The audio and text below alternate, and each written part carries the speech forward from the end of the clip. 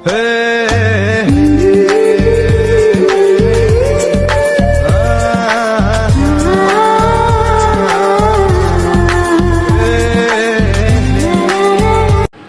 আলাইকুম। তো অনেক দিন পর আপনাদের মাঝে আবার ফিরে আসলাম। তো আজকে শুক্রবারের দিন কি করি আর কি রান্না করলাম সব শেয়ার করব আপনাদের সাথে। দেখতে পাচ্ছেন যে সকালবেলা এই তো নাস্তা খাচ্ছি। আমরা শুক্রবারের নাস্তাটা বাইরে থেকে কিনে এনে খাই। তো এখানে ভাজি আর হচ্ছে তন্দুরুটি ছিল। এই ভাজিটা খেতে খুবই মজা, এই হোটেলের নাস্তাটাই আমরা খাই এই জন্য।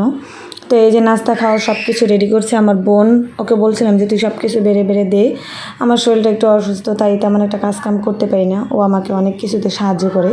তো এই যে ডালটা নিয়ে তারপর রুটিগুলো বের করে নিল, ডালটাও বের করে নিছে। তারপরে এখান থেকে আমি উঠে রেখে দেবো আমার হাজব্যান্ডের জন্য, উনি তো বাইরে। তো আমরা খাবো, ছেলে মেয়েকে নিয়ে আর বোনকে নিয়ে খাবো, আর ওনার জন্য যে রেখে দিলাম। তো দেখতে ডালটা দেখছেন কীরকম গ্রেভি, এটা খেতে খুবই মজা। আর এই যে সবাই খাওয়া শুরুও করে দিছি, খাচ্ছিলাম এক এক করে। আমরা এক প্লেটেই খাই নাস্তাটা, বাচ্চা কাচ্চা নিয়ে আর বোনকে নিয়ে একটা প্লেটের মধ্যেই সবসময় খাই। তো নাস্তা খাওয়া শেষে যে রান্নার প্রস্তুতি চলছে, আজকে আমি গরুর মাংস টিকিয়া বানাবো। এখানে ডাল, মাংস আর যা লাগে সব কিছু আমি একসাথে দিয়ে তারপরে যে মেখে নিব, সুন্দর করে হাত দিয়ে মেখে নিয়ে তারপর আমি একটা প্রেশার কুকারের মধ্যে দিয়ে দিব, যাতে তাড়াতাড়ি হয়ে যায়। কারণ আমার তো এলপিজি গ্যাস, এই গ্যাস তো বেশিক্ষণ এভাবে করলে অনেক গ্যাস চলে যাবে। আমার তো সরকারি লাইনের গ্যাস নেই, এই জন্য তাই আমি প্রেশার কুকারে দিয়ে দিলাম। প্রেশার কুকারে দিয়ে চড়িয়ে দিই। আর এদিকে এই যে সালমানের বাবা চলে আসছে, মাছ নিয়ে আসছে বাজার থেকে, এগুলো কাটতে হবে। তো এগুলোর ফাঁকে ভাবলাম আগে মাংসটা বসিয়ে নিই। তারপরে এই তো গরুর মাংসটা আমি হাতে মাখিয়ে বসাই সব সময়। এখানে 1 কেজির অনেক বেশি মাংস ছিল, 2টা নলিও ছিল, 2-3টা। তো এই যে আমি আদা রসুন জিরা বাটা, তারপর বাদাম বাটা, ধনিয়া গুঁড়া, গরম মশলার গুঁড়া, হলুদ মরিচের গুঁড়ো, তারপর লবণ, তেজপাতা, গরম মশলা সব কিছু দিয়ে পরিমাণ মতো পেঁয়াজ দিয়ে তারপর তেল দিয়ে আমি হাতে সুন্দর করে মাখিয়ে নেব। হাতে মাখা গরুর মাংসটা খেতে আসলে অনেক বেশি মজা হয়। তো এই যে দেখতেই পাচ্ছেন আমি কিছু গোটা মশলাও দিয়ে দিলাম, তারপর তেল দিয়ে দিলাম, দিয়ে এখন আমি হাত দিয়ে মেখে নেব।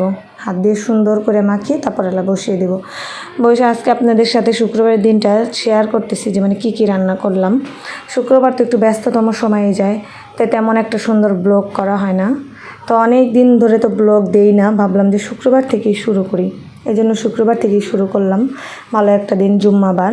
তারপরে এই যে আমি হাতটা দিয়ে অল্প পানি দিয়ে মাংসটাকে চড়িয়ে দিব। মাংসটা সুন্দরভাবে এই পানিতেই কিন্তু কষানো হয়ে যাবে, সিদ্ধ হয়ে যাবে। আর এটা কিন্তু কোরবানির মাংস না, বাজার থেকে কেনা। কোরবানির আগে আমাদের কেনা মাংস ছিল ফ্রিজে, ওইটাই আজকে রান্না করছি। কিন্তু চড়িয়ে দিয়ে একটা ঢাকনা দিয়ে দিলাম। আর এদিকে আমার সে টিকার মাংসটা রেডি হয়ে গেছে, এখন একটু বেটে নিলে হবে। আর আরেক কড়াইতে আমি খাসির মাংস চড়িয়ে দিলাম। খাসির মাংস আমি আজকে সাদা করে কোরমার মতো রান্না করব। তো এখানে আমি পেঁয়াজ আর কাঁচামরিচ ছেঁচে তারপরে দিছি, আদা বাটা করে। আর তারপর কিছু পেঁয়াজ কুচিও দিয়ে দিলাম, বাদাম বাটা, আদা রসুন বাটা, যা মশলা লাগে। শুধু আমি হলুদ মরিচের গুঁড়োটা দিব না, একটু বেশি করে তেল দিলাম যাতে একটা গ্লেসি ভাব থাকে সুন্দর করে। এখন আমি এটাও হাত দিয়ে মাখিয়ে তারপর আমি বসিয়ে দেবো। তো আপনারা দেখুন যে আমি কীভাবে রান্না করছি, আপনাদের সাথে শেয়ার করছি আমার রান্নাটা যে কেমন হয় দেখেন। আর এখন আমি হাত দিয়ে মাখিয়ে এখানে অনেকগুলো পরিমাণ মতো দুধ দিয়ে দিব। গ্রাম থেকে দুধ নিয়ে আসছিলাম, খাঁটি গরুর দুধ, ওইটা আমি আজকে দিব। এখানে গুঁড়া দুধ দিব, তবে শেষের দিকে অল্প। আজকে আমি লিকুইড দুধটাই দিব, গরুর ফ্রেশ। তো এই তো আমি এখানে এখন দুধটা দিয়ে দিচ্ছি। আমি ভাবছিলাম যে হাতটা ধুয়ে দিয়ে, এখন দেখি না, দুধ এত পরিমাণ ঘন, দেখতে পাচ্ছেন যে আমি দেওয়ার পরে আমার হাতে লেগে গেছে একদম। তো দুধ দিয়ে এখন আমি চুলায় চড়িয়ে দেবো।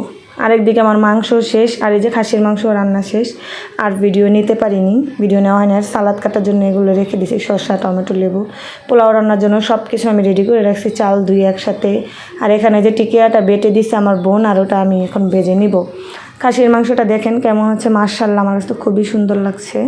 আর এই তো পোলাও চালটা আমি সব কিছু দিয়ে একসাথে তারপর একটু তেলে ভেজে নিলাম, এতে পোলাওটা সুন্দর হয়। তারপর গরম পানি অ্যাড করব, গরম পরিমাণ মতো। আমি কিন্তু মেপে দিই না, আমি আন্দাজ করেই দিই। অনেকে গ্লাস মেপে কতটুকু চাইলে কতটুকু পানি ওইভাবে রান্না করে, আর আমি কিন্তু পরিমাণ মতো, চোখের একটা আন্দাজ আছে, সেই আন্দাজ মতো দিই। আর আলহামদুলিল্লাহ ওভাবে আমার পোলাওটা অনেক সুন্দর হয়। আমি এখানে কিছু মটরশুঁটিও দিয়ে দিছি, অল্প একটু গাজরও গ্রেট করে দিছিলাম যাতে পোলাওটা দেখতে সুন্দর লাগে। আর আমার ক্যামেরায় কিন্তু ওই যে সুন্দরভাবে আসছে না যে পোলাওটা কেমন হয়েছে, কিন্তু খুব ভালো হয়েছিল পোলাওটা, বিশ্বাস করেন, খুবই মজা। আর শেষে আমি একটু ঘিও দিয়ে দিলাম আমার পোলাও রান্না।